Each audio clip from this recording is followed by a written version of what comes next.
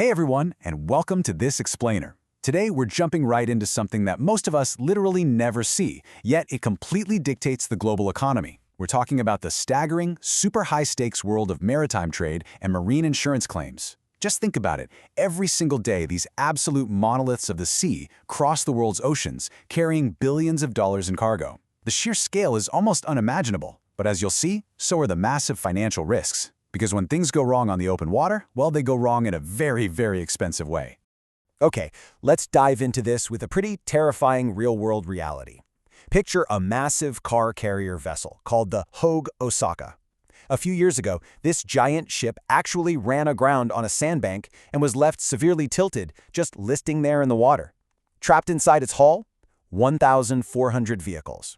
Just imagine the sheer financial weight of that single incident for a second. Thousands of brand new cars precariously suspended inside a tilted steel box in the middle of the sea. It's a logistical nightmare. And that terrifying image perfectly introduces what the insurance industry calls accumulation risk. You see, modern auto logistics creates a highly precarious situation.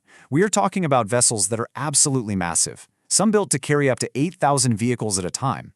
And to make loading and unloading faster, they're built without separate compartments or bulkheads, which means they are incredibly top-heavy, highly susceptible to wind drifts, and if an accident happens, they are totally vulnerable to extremely fast flooding. A single point of failure can ruin thousands of high-value assets all at once. It's like putting all your incredibly expensive eggs in one very wobbly basket. So, you might be wondering, how do insurers actually categorize these catastrophic events?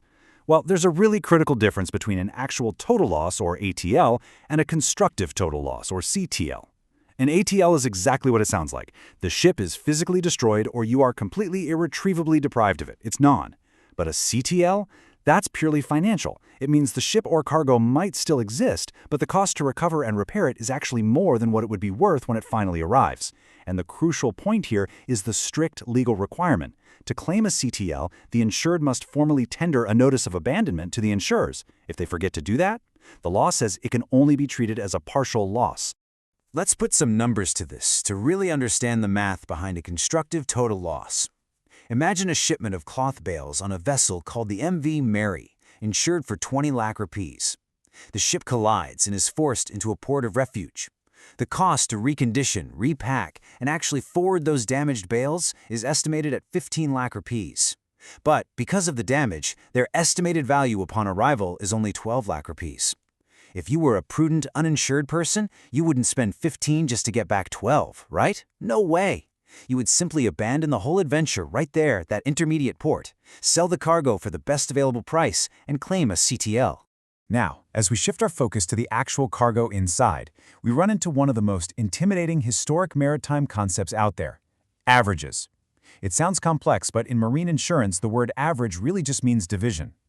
Think of a class taking a math test. You total up the marks, divide by the number of students, and boom, you get the per-student average. In maritime terms, it's the exact same idea.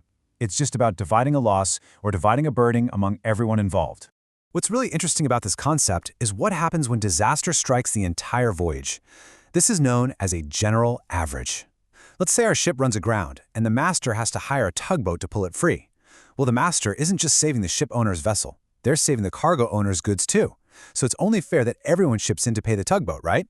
The loss is averaged, or equalized, between all the interested parties: the ship, the cargo, and the freight.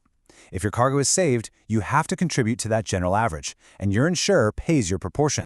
But here's the catch. You can't just sit back, relax, and let your cargo rot while you wait for an insurance payout. This brings us to a really fascinating rule called sue and labor. When an insured peril happens short of the destination, there is a frantic scramble to safeguard the goods. The source material outlines that it's actually the strict legal duty of the assured to take all reasonable steps to avert or minimize the loss.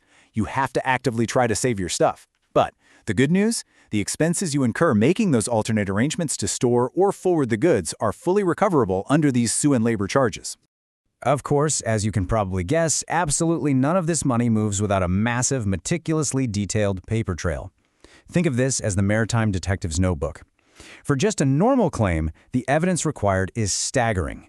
Insurers don't just want a quick summary. They demand the deck and engine room logbooks, detailed reports from the master or chief engineer, reports from the underwriter's own surveyors, and receipted accounts for every single repair.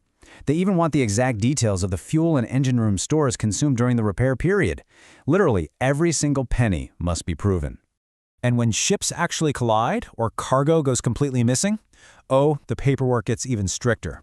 You need liability settlement details, original endorsed insurance policies, and certified copies of the bill of lading. But perhaps the absolutely most critical document in the whole stack is a letter of subrogation. Why?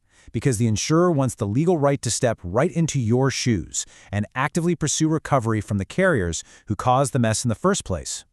Actively suing the responsible parties helps insurers reduce their overall claim ratio. Which brings us right back to our listing car carrier, the Hogue Osaka. How on earth does a claim actually settle in a modern logistics nightmare like that? Through something called the Brand Protection Clause. On that specific ship, there were reports of 1,200 luxury cars. Because of this clause, car manufacturers actually have broad cover to declare those vehicles as complete total losses, even if there are absolutely no external signs of serious damage. Think about it. The manufacturer cannot risk selling a high-end luxury car that was hanging at a 45-degree angle for days. It could have hidden structural or engine stress. So the entire lot is written off simply to protect the brand's reputation. And sadly, these staggering total losses, they aren't isolated incidents. They are a recurring nightmare in global auto logistics. Just look at the history here. In 2006, the Cougar Ace lost 4,703 cars. The Baltic Ace in 2012 lost 1,400 cars. The Asian Empire in 2014 lost 4,600 vehicles. And then, of course, the Hogue Osaka grounding. We're talking about tens of thousands of vehicles and hundreds of millions of dollars wiped out repeatedly, all due to the sheer accumulation risk of how we transport cars today. But it's not just out on the deep ocean where this risk accumulates.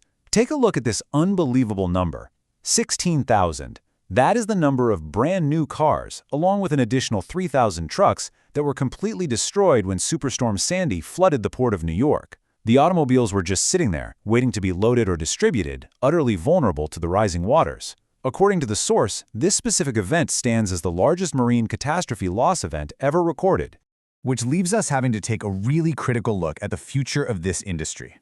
The source notes that since 2004, there have been 20 major hail events with marine losses in Europe alone, directly linked to climate change. When you combine increasingly extreme weather with the modern practice of packing up to 8,000 highly valuable, brand new vehicles onto single top-heavy vessels with no internal bulkheads, well, you really have to ask, can the global supply chain actually survive this extreme accumulation of risk?